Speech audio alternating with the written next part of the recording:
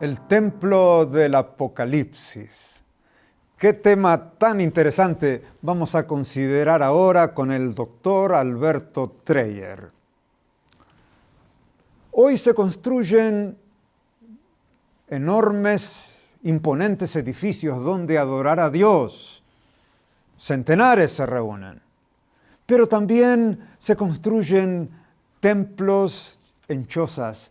Se construyen iglesias en la selva, en lugares muy humildes, donde la gente se reúne a adorar a Dios en lugares oscuros, calientes. Pero la Biblia promete que muy pronto vamos a poder adorar a Dios en el mismo templo que está en el cielo.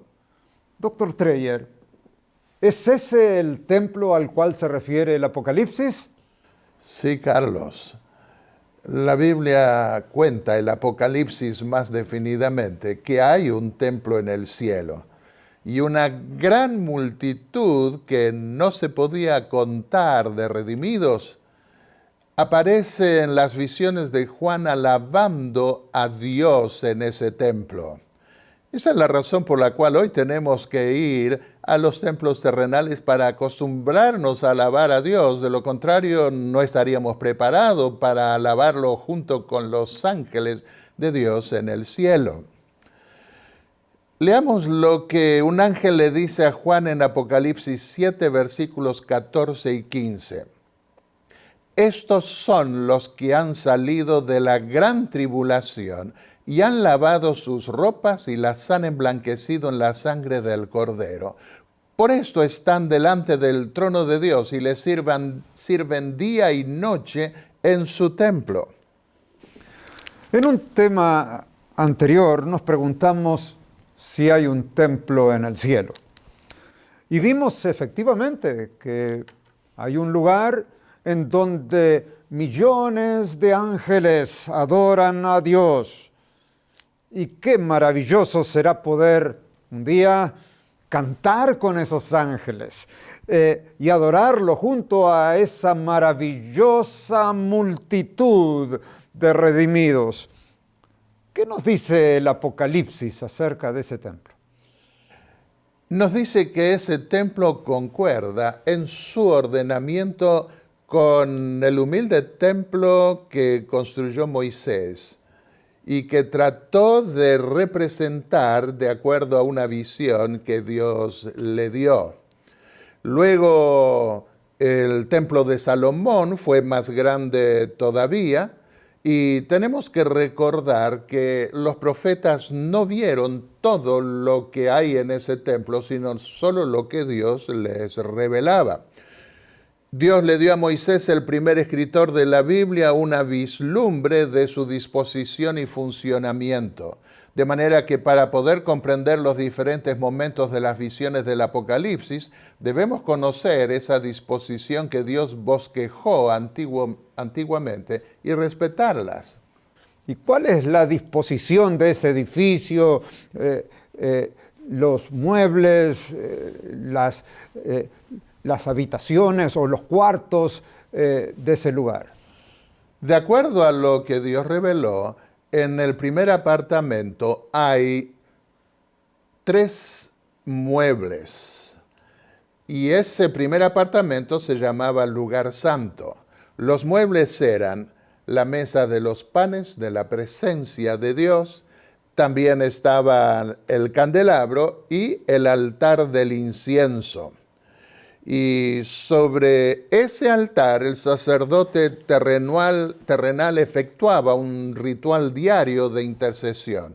Y luego al final había un segundo cuarto que contenía un solo mueble, el arca del pacto con la ley de Dios. Sobre ese mueble se efectuaba el último rito de intercesión ante el pueblo que representaba el juicio final. Luego de ese ritual final se daba inicio a un nuevo año de servicios.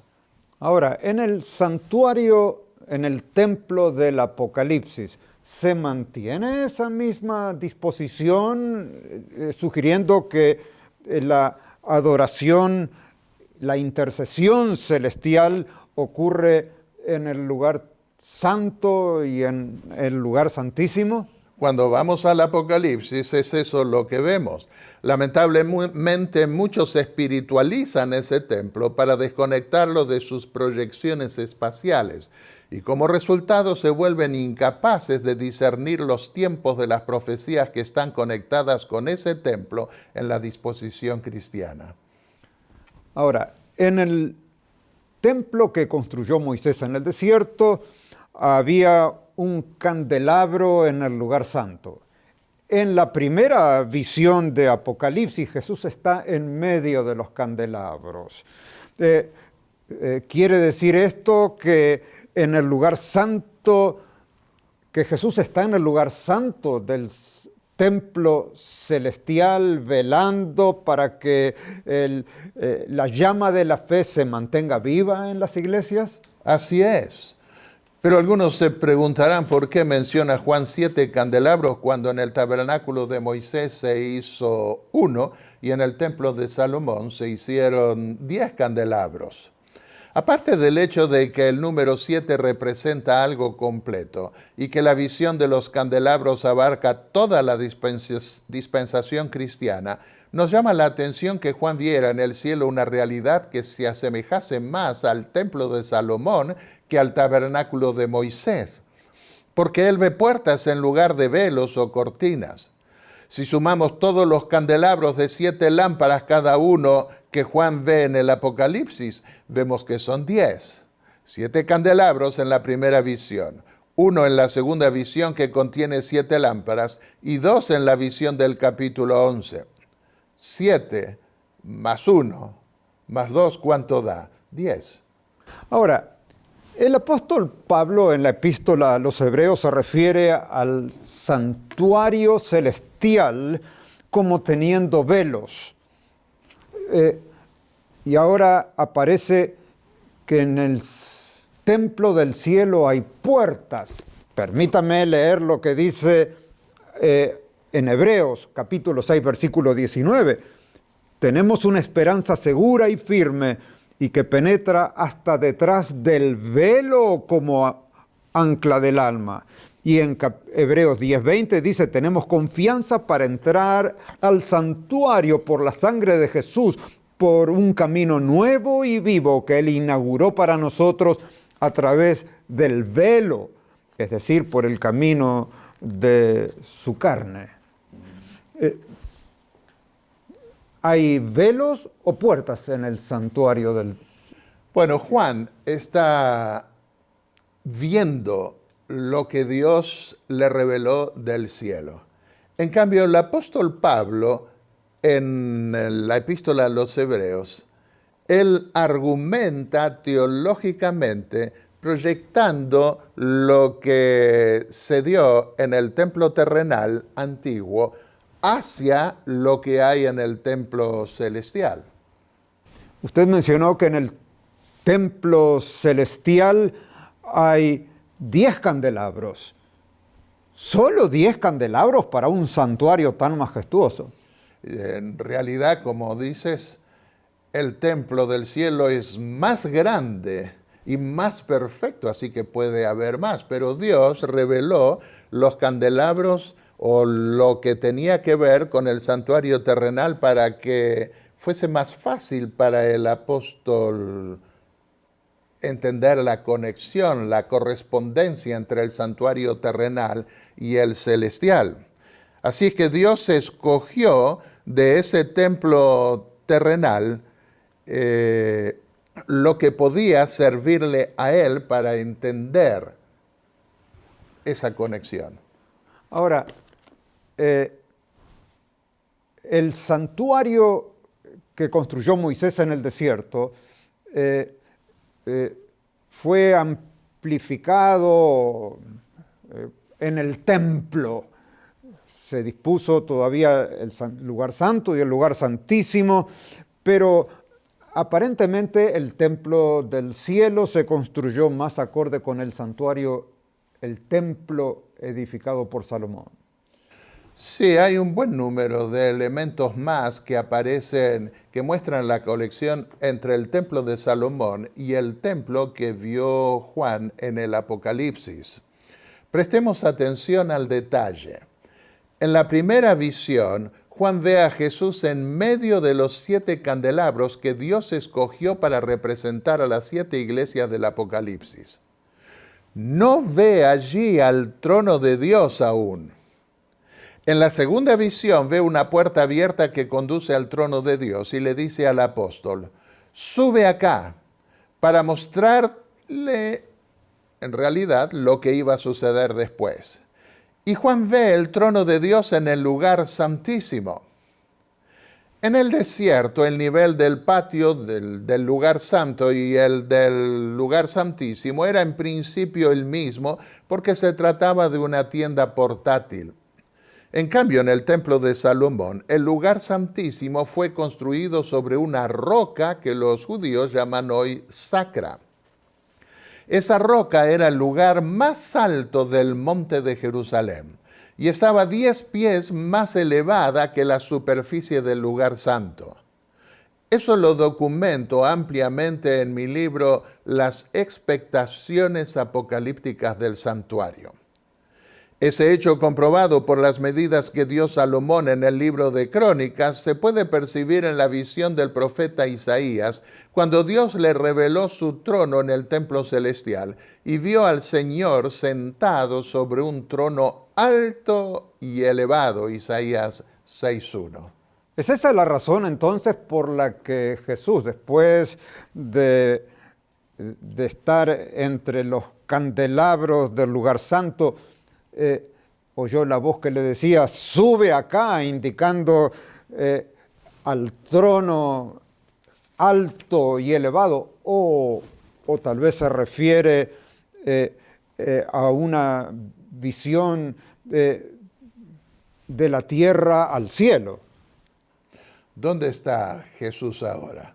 ¿En el cielo o en la tierra? ¿Dónde estaban los candelabros?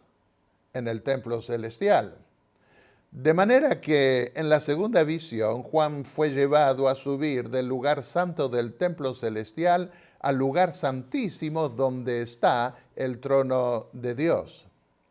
Ahora, notemos el énfasis que pone Juan en la palabra después, cuando describe ese pasaje de la primera visión a la segunda visión. 2 veces en el versículo 1 del capítulo 4 le dice Jesús que lo que le va a revelar tiene que ver con lo que va a suceder después de lo que le había revelado en la primera visión. Notemos que en las 2 visiones Juan ve a Jesús en lugares distintos. En la primera visión lo llama de entre los candelabros y en la segunda lo ve comparecer ante el trono sin estar más entre los candelabros. En Apocalipsis 4 y 5 aparecen seres vivientes que rodean el trono de Dios. ¿Tiene que ver esto con el arca del pacto en el lugar santísimo? Y si es así, ¿por qué son 4? Cuando en realidad Moisés ordenó esculpir 2 querubines sobre el arca. Sobre el arca. Bueno, porque además de los 2 querubines esculpidos que había sobre la tapa del arca, según el primer libro de los Reyes, el capítulo 6, Salomón mandó construir 2 querubines más a los 2 lados del arca, totalizando 4 querubines. El arca en el lugar santísimo representaba al trono de Dios que, invisible a los ojos humanos por cubrirse en una nube, estaba sobre el arca. Leamos algunos pasajes. Hijo de hombre, este es el lugar de mi trono, el lugar donde posaré las plantas de mis pies, en el cual habitaré para siempre entre los hijos de Israel. Ezequiel 43:7. El arca del pacto del Señor Todopoderoso que está sentado entre o sobre los querubines. 1 Samuel 4:4. La palabra Yoseb en hebreo se traduce tanto por habitar como por estar sentados, según se ve en Génesis 18:1, por ejemplo. Por eso algunos traducen el pasaje de 1 Samuel 4:4 por entronizado entre los querubines. Eterno, todopoderoso, sentado o entronizado entre o sobre los querubines. Isaías 37:16. ¿Tiene alguna confirmación de esta interpretación del espíritu de profecía? Sí, compartiré dos citas de entre otras más que hay que muestran que ese trono en Apocalipsis 4 y 5 está sobre el arca del pacto en el lugar santísimo. La primera cita: vuelvan su rostro a la luz, al trono de Dios. ¿Qué es lo que verán allí? El arco iris del pacto, Apocalipsis 4:3, la promesa viviente de Dios. Debajo está el propiciatorio. Otra cita: vayan al trono de la gracia, se les responderá desde el propiciatorio. El arco iris arriba del trono es una señal de que Dios a través de Cristo se compromete a sí mismo a salvar a los que creen en Él. En Apocalipsis capítulo 5, versículo 1, hay un libro que está en la mano del que está sentado en el trono. ¿Puede considerarse este libro como el libro del pacto que Moisés ordenó colocar al lado del arca? El único libro que había al lado del arca era el libro del pacto. Y esta es otra evidencia de que la visión en Apocalipsis 4 y 5 está enfocada en el lugar santísimo del templo celestial, porque ese libro estaba al lado del arca, en el lugar santísimo. Es cierto, pero vayamos a la primera visión. En Apocalipsis capítulo 1, Juan ve a Jesús en medio de los candelabros del templo celestial. ¿O estaba Jesús en medio de las iglesias en la tierra? ¿Qué prometió Jesús a sus discípulos al despedirse de ellos y ascender al cielo? Yo estoy con vosotros todos los días hasta el fin del mundo, Mateo 28:20. Pero al mismo tiempo les dijo que iba a volver por segunda vez en ese fin del mundo, Hebreos 9:28. ¿Cómo está entonces con nosotros todos los días hasta el fin del mundo? Mediante su Espíritu, el Consolador, como lo llamó, que dejó en su lugar para confortarnos en nuestras luchas hasta que regresase. Notemos que lo que Jesús dice a cada iglesia lo dice también el Espíritu. El mensaje a cada iglesia concluye diciendo: el que tiene oído, oiga lo que el Espíritu dice a las iglesias.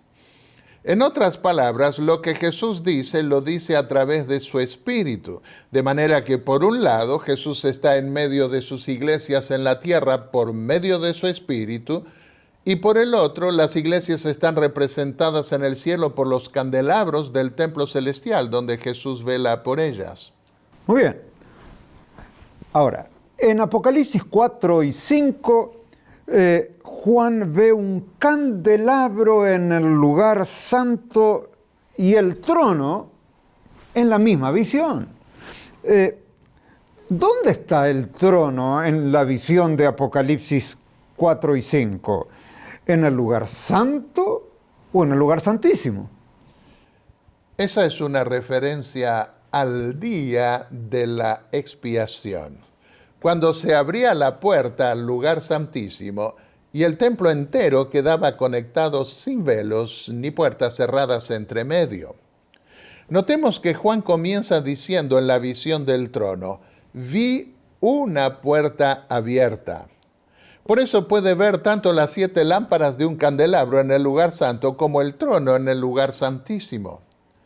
La primera persona que vio eso, además de Elena de White, fue Sarah Peck, su secretaria y compiladora de sus escritos en su libro The Path to the throne of God, la senda al trono de Dios. ¿Hay alguna confirmación del espíritu de profecía a esta interpretación? Sí, podemos leerla. Hay alguien que lo ve todo y dice: he puesto delante de ti una puerta abierta, cita Apocalipsis 3:8. A través de esta puerta se mostró el trono de Dios sombreado por el arco iris de la promesa, Apocalipsis 4:1 y 3 al 3. La señal del pacto eterno, mostrando que la misericordia y la verdad están juntas y arrancando del que la contempla alabanza al Señor. En esa cita, Elena de White relaciona la puerta abierta al trono de Apocalipsis 4:1 con la promesa hecha a la sexta iglesia que encontramos en Apocalipsis capítulo 3, versículos 7 y 8. Dice la palabra de Dios: el santo, el verdadero, el que tiene la llave de David, el que abre y nadie cierra y nadie abre, dice esto: yo conozco tus obras. Mira, he puesto delante de ti una puerta abierta que nadie puede entrar. ¿Cuál es la puerta abierta que el Señor pone delante de la sexta iglesia? ¿No es la puerta del corazón? No, porque dice: he puesto una puerta abierta que nadie puede cerrar. Hoy cualquiera puede cerrar la puerta de su corazón. Él no fuerza la puerta a nadie. Si alguien quiere cerrar la puerta del corazón, no pone el pie para que no pueda cerrarla. Él le dice a la sexta iglesia que pone esa puerta delante de ella. Por consiguiente, no puede tratarse de la puerta del corazón. Esa puerta está en el cielo, donde Jesús está en medio de los candelabros, y le señala a esa iglesia la puerta que va a abrir más adelante en el juicio para vindicarla y concederle el reino. ¿A cuál puerta del santuario del templo celestial se refiere? ¿A la puerta de entrada al lugar santo o a la puerta de entrada al lugar santísimo entre los dos compartimentos del templo celestial? No puede tratarse de la puerta al lugar santo, porque Jesús ya estaba en el lugar santo entre los candelabros de ese lugar. Pone delante de la iglesia la puerta del juicio que Juan verá abierta en la segunda visión en el lugar santísimo. De allí esa conexión de Elena de White. Recordemos que durante el ministerio del sumo sacerdote terrenal en el lugar santo, la puerta al lugar santo estaba abierta y la puerta al lugar santísimo estaba cerrada. Por eso Elena de White conecta legítimamente esa puerta abierta que Jesús pone delante de la sexta iglesia con la puerta abierta de la segunda visión en el lugar santísimo. En Apocalipsis capítulo 3, versículos 7 y 8 se habla de una puerta que Jesús abre y que nadie puede cerrar. Pero también hay otra que Él cierra y nadie puede abrir. Parece como una contradicción esto. ¿De qué puertas estás hablando? Esa declaración de Jesús puede entendérsela únicamente cuando se considera el movimiento de los velos o puertas del santuario terrenal. De allí la importancia de ver la conexión entre el templo terrenal y el celestial. Cuando el sacerdote terrenal concluía su obra de intercesión en el lugar santo, cerraba la puerta de ese apartamento y abría la puerta al lugar santísimo. Así evitaba que el pueblo en el exterior muriese por contemplar la gloria de Dios en el lugar santísimo. Por eso Jesús promete a la sexta iglesia abrir la puerta al lugar santísimo del templo celestial, que nadie en la tierra podría cerrar.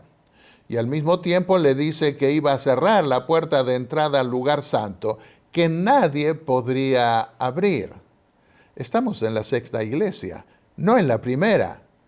Con eso da a entender Jesús que la atención de la gente a partir de ese momento debía ponerse sobre su ministración sacerdotal en el lugar santísimo, que concluye la ministración celestial. ¿Hay alguna cita del espíritu de profecía que identifique la puerta que Jesús proyecta delante de la sexta iglesia con el lugar santísimo Santísimo, la puerta abierta de Apocalipsis capítulo 3, 7 y 8, con la puerta abierta de Apocalipsis 4, 1, si fuera así, sería irrefutable. Sí, hay muchas citas.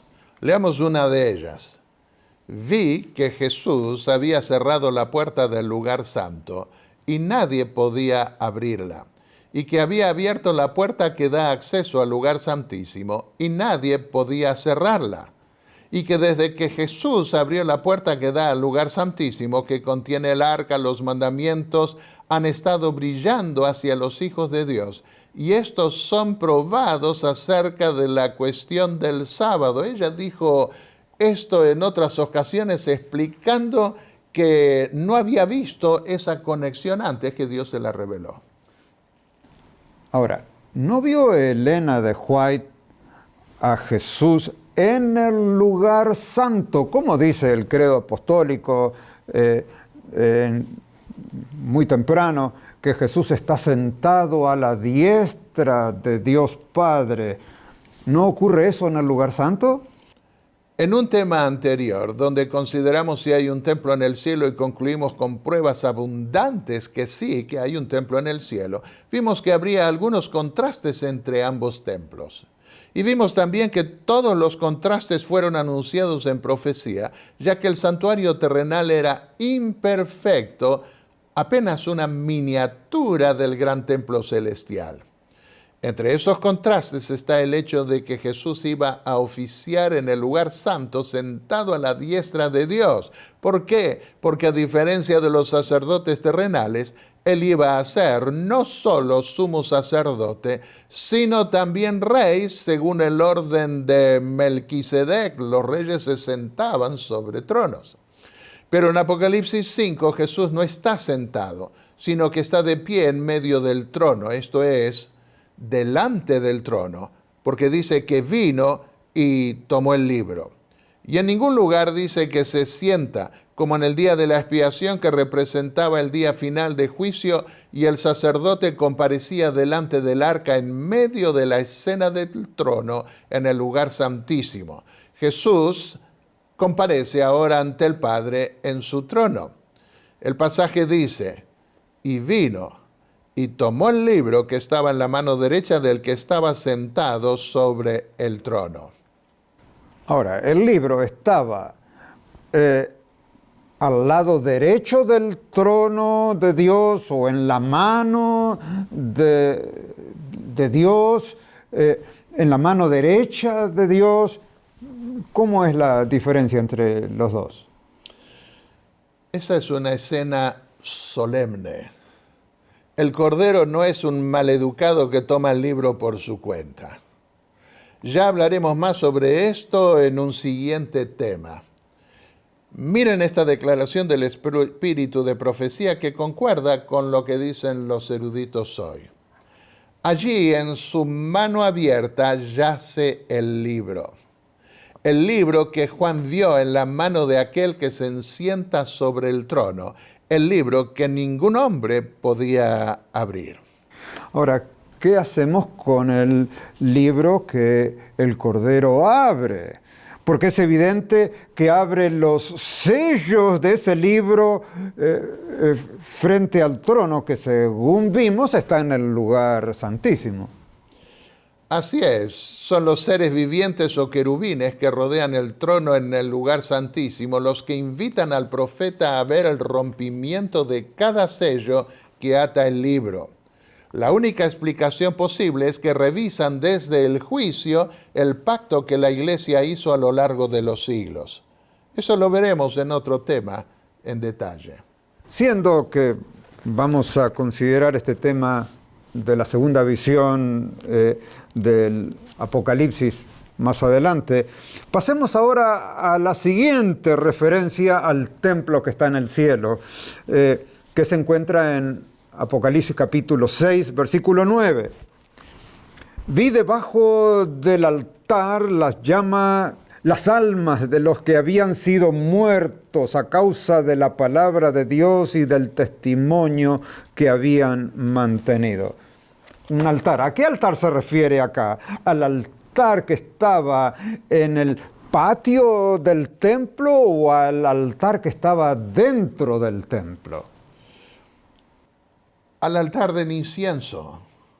En el Apocalipsis nosotros vemos que el templo está en el cielo, en el altar exterior, que donde se sacrificaban los animales, representa en un sentido a la cruz de Cristo que se dio en la tierra, pero acá está en el cielo. En la Epístola a los Hebreos, el capítulo 13, el versículo 11, muestra también que habla del altar que está en el cielo.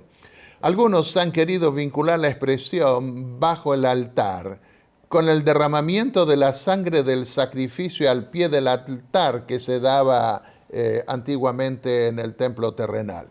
Pero el texto griego de Apocalipsis 6:9 dice bajo el altar, hipokato, no al pie del altar, no exejo o basin en griego, como era el caso de la sangre de los sacrificios en el templo. En los días de Juan, los judíos creían que si eran fieles morían bajo el altar del cielo o bajo el trono de Dios. En mi libro, The Day of Atonement and the Heavenly Judgment, el día de la expiación, y también el libro The Seals and the Trumpets, los sellos y las trompetas, allí doy la documentación. Entonces, en el quinto sello, los mártires claman bajo el altar. Y esto aparentemente se refiere no al primer sello, al primer periodo de la Iglesia, ni al sexto sello hacia el final de la historia, sino a la Edad Media, porque esto está en el quinto sello. Muy bien la ilustración. Esos mártires murieron bajo la intercesión del Señor en el lugar santo, en ese altar. Y su sangre clama figurativamente desde ese altar, como la sangre de Abel, a quien su hermano Caín mató. Se ve así que su clamor desde el lugar santo llega al juicio y es tenido en cuenta por la corte del cielo, la que les concede las ropas blancas definitivas de la justicia de Cristo. Pasamos ahora a Apocalipsis capítulo 8, versículo 3. Aquí se habla de un altar frente al trono. Ahora, ¿está la puerta abierta hacia el lugar santísimo como la visión que ya vimos en el capítulo 4, que había una puerta abierta que permitía ver el lugar santísimo? Eso puede inferirse, aunque el texto no lo especifica. En el templo terrenal encontramos que los muebles estaban delante del Señor, cuyo trono estaba en el lugar santísimo. En Éxodo 30, versículos 6 y 7 leemos, «Lo pondrás al altar ante el velo que oculta el arca del testimonio, donde yo me reuniré contigo. Y sobre él, el altar, Aarón quemará el incienso aromático delante del Eterno». El hecho de que a lo largo del año la puerta al lugar santísimo estaba cerrada no disminuye la realidad de que el altar estaba ubicado delante del trono de Dios en el lugar santísimo. Entonces, ¿en qué época podemos ubicar esa conexión entre el altar y el trono que aparece en Apocalipsis 8, del 2 al 5? La conexión entre el altar y el trono en ese pasaje lo estudio en detalle en el apéndice número 1 de mi libro Las expectaciones apocalípticas del santuario. Aquí nos contentaremos con mencionar a grandes rasgos su proyección apocalíptica. Apocalipsis 8, versículos 2 al 5 es una descripción del contenido del séptimo sello. El apóstol Juan dice, vi, como en la descripción de los sellos anteriores.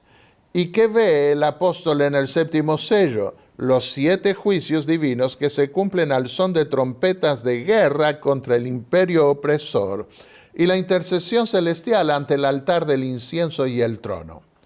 Esta era la parte que a Dios le tocaba desempeñar en cumplimiento de su pacto, la de proteger a su pueblo. A partir del versículo 6, el Señor comienza a revelarle a su apóstol un desarrollo detallado de esos juicios. Pero veamos un poco más de cerca la conexión del altar con el trono en el séptimo sello. Vemos allí como en la visión del juicio de Isaías 6, los dos departamentos vinculados por dos muebles, el altar y el trono de Dios. Mientras que en la primera visión del trono que ya vimos en Apocalipsis 4, 1 al 5, el trono está conectado con el candelabro. Aquí en el séptimo sello, el mueble que se describe ante el trono es el altar. Y lo notable es que la intercesión ante el altar y el trono está proyectada hacia el fin cuando se arrojan a la tierra los carbones que se extraen del altar. Puedo usar un término técnico que se usa en teología para describir esto. Sí, tiene permiso, pero por favor hágalo sencillo porque necesitamos entenderlo. Lo que vemos en el séptimo sello es una proyección teleológica. No confundamos la palabra teológica con teleológica. Se usa el término teleológico para describir el todo por su parte final. En relación con el altar y el trono en Apocalipsis 8 se proyecta la intervención divina durante toda la dispensación cristiana hacia su conclusión. Esto está confirmado en el Antiguo Testamento como en el mismo Apocalipsis. Veamos. En Éxodo 30:10, Dios le dice a Moisés que por sobre los cuernos del altar Aarón debía hacer la expiación una vez al año. ¿Por qué una vez al año si los sacerdotes llevaban a cabo la expiación por el pueblo delante del altar de oro todos los días? Porque durante el año el impacto de la expiación caía sobre el pueblo. Mientras que únicamente al concluir el año, en el día de la expiación, se expresaba el propósito de limpiar el altar que había sido manchada por el pueblo hasta ese entonces con los ritos de sacrificios. Así, Juan como Moisés considera teleológicamente toda la intercesión celestial desde la perspectiva final. Encontramos algo semejante también en el primer libro de los Reyes, el capítulo 6, versículos 19 al 22. El texto hebreo de ese pasaje ubica el altar que estaba en el lugar santo en el Debir o lugar santísimo. Allí se dice literalmente que Salomón hizo cubrir de oro el altar del Debir, esto es, el altar del lugar santísimo. Debir es otro término que se usa para hablar del lugar santísimo. El altar era el mueble que más cerca estaba del lugar santísimo y era el único mueble sobre el que se efectuaba la expiación final, luego que se la efectuaba sobre el arca del lugar santísimo. Eso lo vemos en Levítico 16, que no tenemos tiempo para considerar en detalle ahora, los versículos 16 y 17. Por eso Salomón, como más tarde el apóstol Pablo en la epístola a los Hebreos, proyectó ese altar teleológicamente hacia el final de la administración sacerdotal, ya que en la conclusión anual de esa administración se hacía memoria de todos los pecados. Hebreos el capítulo 10 y el versículo 3.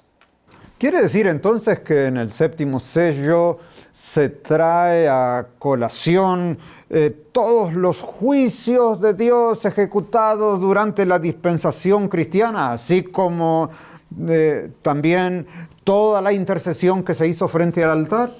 Efectivamente, el clamor de los mártires que mueren en el quinto sello bajo la administración del altar celestial llega al juicio de Dios y Dios lo responde desde ese altar. Veamos la siguiente cita del Espíritu de Profecía sobre el momento en que Dios debía actuar definitivamente en su juicio. Había llegado una crisis en el gobierno de Dios.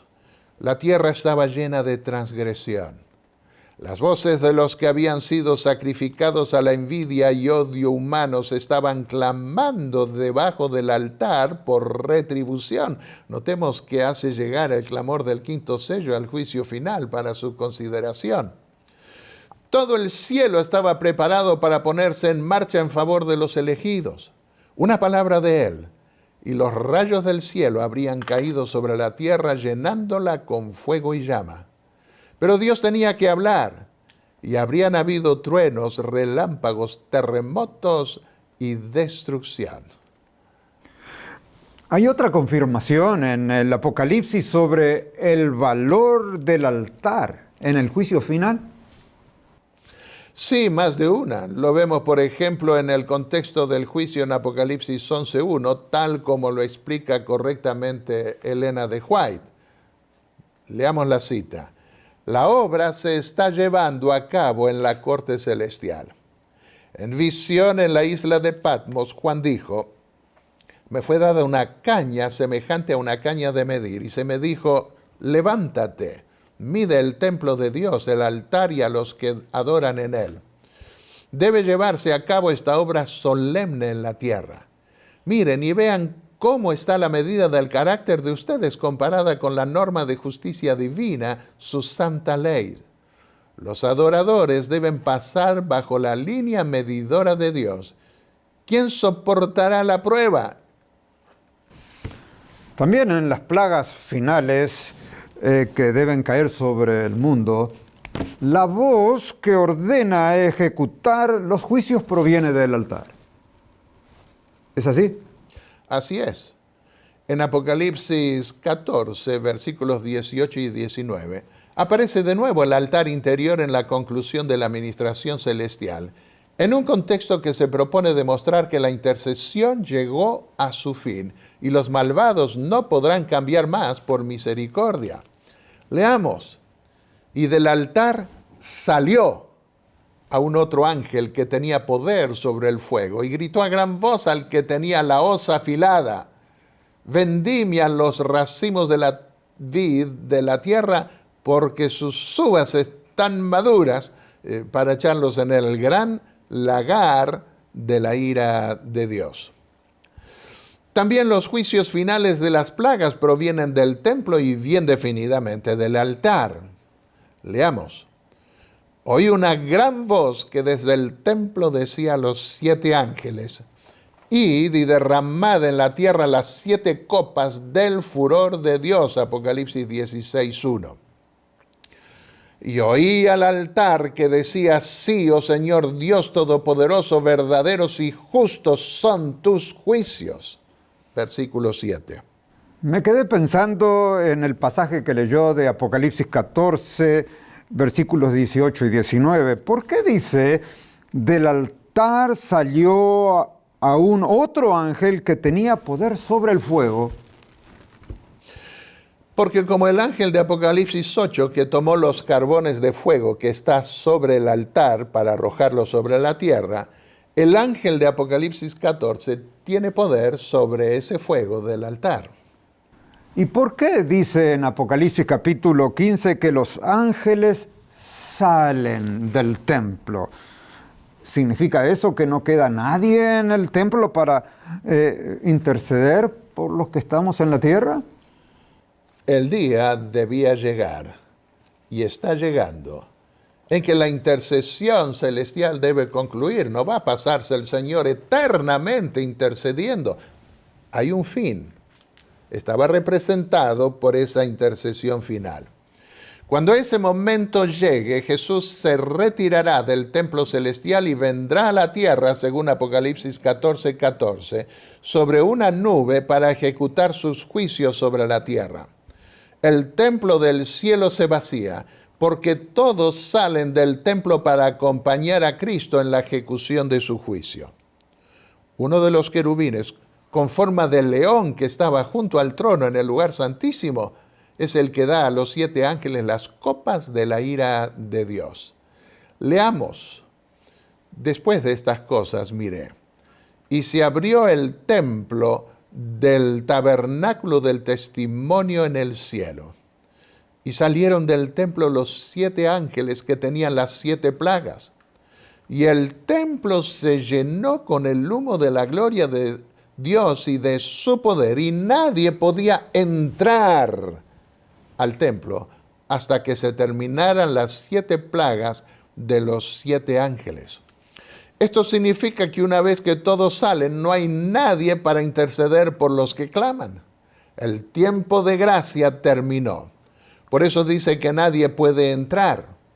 Considero en detalle este tema en un YouTube que titulé Cuando las puertas se abran para salir. Así que el templo se abre nuevamente para que los ángeles salgan a derramar las 7 postreras plagas. En Apocalipsis capítulo 11, versículo 19, vemos que se abre la puerta al lugar santísimo al final, porque Juan ve el arca del pacto. Así que se ha abierto la puerta del lugar santísimo. ¿Hay otras puertas que se van a ir abriendo en el templo del cielo? Recordemos lo que ya vimos, que cuando se abría la puerta al lugar santísimo, antes de abrir la puerta al lugar santísimo, se cerraba la puerta del lugar santo. Una vez que termina la intercesión en el lugar santísimo, la única puerta que queda para abrirse es la del lugar santo. Se la abre para salir, ya que se termina la intercesión celestial. ¿Y qué pasa con los ángeles durante todo el tiempo en que esa puerta de entrada al lugar santo está cerrada? Dios y los ángeles, el Hijo, ¿están encerrados allí en ese compartimento? ¿Acaso el Padre y el Hijo necesitan vivir al aire libre para poder ser omnipresentes? Los antiguos no tenían una visión tan corta, tan miope, porque ellos sabían que Dios estaba en el lugar santísimo, cubierto por una nube, cubierto por cortinas o puertas, pero escuchaban lo que se hablaba en el exterior y veían lo que se decía afuera. De manera que Dios es omnipresente mediante su Espíritu. ¿Y los ángeles son omnipresentes también? No, pero Dios les dio en su naturaleza la capacidad de traspasar paredes con puertas cerradas, como lo hizo Cristo también al resucitar, cuando entró al aposento alto, donde estaban escondidos sus discípulos. Y aún los profetas recibían esa cualidad cuando Dios los llevaba en visión. Usted mencionó que en el templo terrenal, cuando llegaba el día de la expiación, la puerta del lugar santo se cerraba antes de abrirse la puerta al lugar santísimo para que nadie pueda ver el interior del lugar santísimo. La pregunta es, ¿y los ángeles que están afuera del templo, pueden ellos o no deben ellos contemplar el interior para no morir? No, pero debemos saber que no solamente se requiere de nosotros reverencia, sino también de los ángeles, como lo vio en visión el profeta Isaías.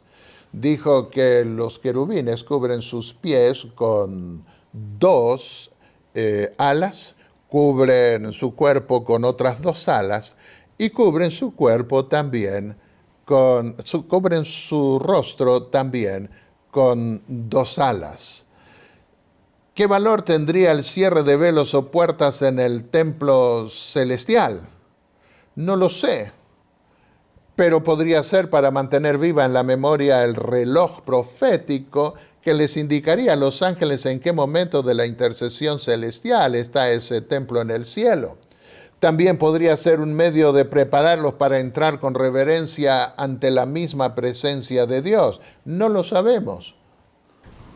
En el templo construido por Moisés en el desierto, el sumo sacerdote entraba una vez al año al lugar santísimo, ¿entraba y pasaba todo el día allí o podía entrar y salir? En el templo del desierto, el sumo sacerdote salía y entraba por menos 2 veces al lugar santísimo en el día de la expiación, o aún 4, según dedujeron de la descripción de Moisés los judíos, que recolectaron esas tradiciones en un libro llamado Mishnah. Esto lo hacían traspasando el velo por un costado de la cortina que cubría la entrada, sin abrirla de par en par. Pero ¿cómo es en el cielo? No lo sabemos porque no se nos reveló. Entonces tenemos que aceptar por fe lo que la Biblia dice acerca de las puertas que se abren y se cierran en el santuario que está en el cielo. Todo lo que dicen los profetas tenemos que aceptarlo por fe, las descripciones que ellos nos dan, y no comenzar a especular sobre lo que se necesita hacer en el cielo o no. Porque ¿quiénes somos nosotros para imponer nuestros prejuicios miopes a lo que se necesita o no en el cielo? El apóstol Pablo fue llevado al cielo por Dios y aclaró que Dios no le reveló cómo. Simplemente dijo que fue allí. Dijo en referencia a sí mismo: conozco a un hombre en Cristo que hace 14 años, no sé si en el cuerpo, no sé si fuera del cuerpo, Dios lo sabe. El tal fue arrebatado hasta el 3er cielo. Y conozco a tal hombre, si en el cuerpo o fuera del cuerpo, no lo sé, dijo él, Dios lo sabe, que fue arrebatado al paraíso y escuchó palabras inefables que al hombre no se le permite expresar. 2 Corintios 12, versículos 2 al 4. Hagamos lo mismo. No comencemos a discutir sobre lo que Dios no reveló, sobre lo que es necesario o no necesario en el templo celestial según nuestra limitada comprensión desde la tierra, porque si comenzamos a divagar en el vacío, nuestra mente va a nublarse y terminaremos negando hasta la misma existencia del templo celestial. Muy bien. ¿Puede hacer un muy breve repaso de lo que hemos estado considerando? Sí. El siguiente gráfico de las imágenes del templo en el Apocalipsis con sus muebles puede ayudarnos a visualizar su proyección más fácil. La primera visión está enfocada en los candelabros del lugar santo y culmina con la visión del trono en el lugar santísimo. Desde ese trono se revisa el pacto que sellaron los seguidores del Cordero a lo largo de los siglos. En esa revisión de los sellos sobresale el altar en el 5.º sello y culmina en el 7.º sello con la visión de ese altar frente al trono. En el tercer nivel del gráfico, en la visión del 7.º sello se revisan las trompetas que están ligadas también al altar, de cuyos cuernos proviene la voz celestial en la 6ª trompeta. Y culmina con la visión del arca en el lugar santísimo. Y por último, las 7 plagas se derraman en la conclusión de la 7ª trompeta con la consumación de la ira de Dios. Todas estas séptuples series concluyen con la teofanía divina, esto es, con las convulsiones del cielo y la tierra ante la revelación de la majestad del cielo, al concluir la intercesión celestial. Esa conclusión es truenos, relámpagos, voces, granizo y terremoto. Muy bien, queda bien claro que el Apocalipsis habla de un templo en el cielo. Sin embargo, Dr. Treyer, ¿por qué al describir la ciudad de Dios que desciende después del milenio, el apóstol dice: no vi templo en el cielo?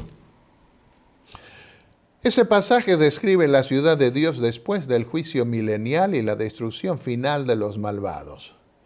Juan mismo lo explica: porque el Señor, Dios Todopoderoso y el Cordero son el templo de ella. En otras palabras, el templo en el cielo no estará más organizado para salvar o condenar a alguien, y por eso no se le revela a Juan ese templo.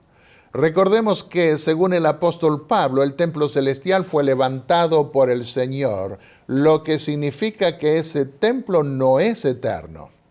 Lo leemos en Hebreos 8:2. Dice allí que Jesús es ministro del santuario y del tabernáculo verdadero que el Señor erigió, no el hombre. Esto nos muestra que el templo celestial, tal como fue establecido para la redención de este mundo, no es eterno. Una vez que se complete la salvación y la extirpación completa del pecado, el templo celestial no estará más organizado para redimir a los pecadores. La alabanza a Dios no requerirá, como hoy, primero un proceso de arrepentimiento y perdón, porque entonces el pecado habrá sido eliminado por completo. Querido hermano y hermana que me escuchas, el reloj profético del templo celestial está marcando la última etapa. En el abrir y cerrar de puertas de ese templo sabemos que estamos en la etapa final con la puerta abierta al arca del pacto, al lugar santísimo, en el contexto de la séptima trompeta. Pronto la puerta de entrada al templo se abrirá, pero no para entrar, sino para salir. Los juicios de Dios se derramarán en la tierra destruyendo este mundo. Y lo más importante es que esos ángeles que están en ese templo vendrán a rescatarnos, acompañando a Jesús, nuestro Salvador. ¿Quieres prepararte para ese evento final? Oremos.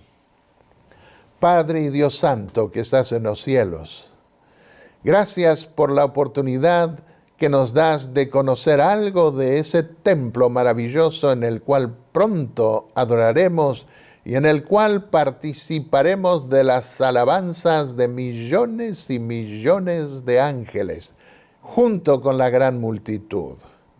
Queremos, Señor, prepararnos para ese evento final. Y sabemos que tú estás preparando a los ángeles del cielo para recibirnos, conociendo nuestras luchas y cómo vencimos. Y a nosotros también, preparándonos para poder participar juntos con ellos de esa glorificación a tu nombre. Guárdanos y prepáranos para ese evento final. En el nombre de Jesús. Amén. Amén.